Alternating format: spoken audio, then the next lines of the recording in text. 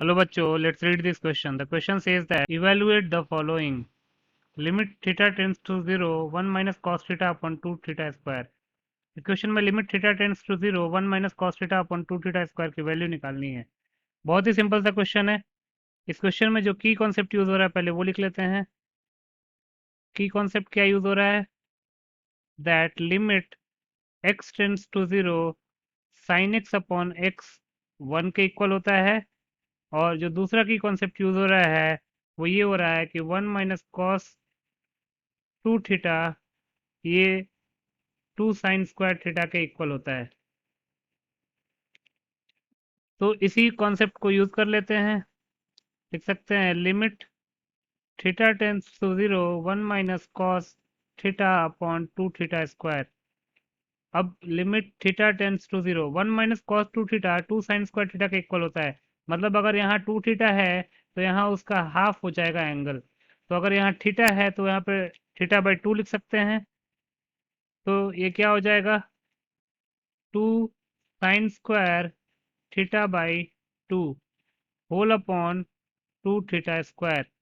2 से 2 cancel out हो जाएगा। ये हो जाएगा limit theta tends to 0 sine square theta upon 2 upon theta square. Further simplify करते हैं तो ये हो जाएगा लिमिट थीटा टेंस टू 0। इसको हम लिख सकते हैं sine theta upon 2 whole upon theta into sine theta upon 2 whole upon theta. हमने किया क्या? साइन स्क्वायर थीटा बाई 2 को sine theta by 2 into sine theta by 2 लिख लिया और थीटा स्क्वायर को थीटा इंटू थीटा लिख लिया और दोनों को अलग अलग कर लिया। फर्दर अगर हम सिंप्लीफाई करें तो ये हो जाएगा limit theta tends to 0 sine theta upon 2 whole upon नीचे जो डिनोमिनेटर में थीटा है उसको 2 से डिवाइड करेंगे और 2 से मल्टीप्लाई करेंगे into sine theta upon 2। Same काम जो दूसरा वाला टर्म है उसमें भी करेंगे। 2 से मल्टीप्लाई और 2 से डिवाइड डिनोमिनेटर को करेंगे। फर्दर आगे प्रोसीड करते हैं। तो अगर हम फर्दर सिंप्लीफाई करें तो क्या लिख सकते हैं? Limit theta tends to 0 sine theta upon 2 whole upon theta upon 2 into sine theta upon 2 whole upon theta upon 2 into 2। अब अगर आप फर्स्ट टर्म देखेंगे तो उसमें डिनोमिनेटर में 2 है, इसका मतलब कि 1/2 हम फर्स्ट टर्म से कॉमन ले सकते, कॉमन नहीं बाहर निकाल लेते हैं क्योंकि 1/2 कांस्टेंट है। सिमिलरली सेकंड टर्म में भी 1/2 कांस्टेंट है, उसको भी बाहर निकाल लेते हैं। Into limit theta tends to 0 sine theta upon 2 whole upon theta upon 2 into sine theta upon 2 whole upon theta upon 2। अब आगे इसको हम लिख सकते हैं 1/4 into limit theta tends to 0। इसको अलग अलग कर लेते हैं। Sine theta upon 2 whole upon theta upon 2 into limit theta tends to 0 sine theta upon 2 whole upon theta upon 2।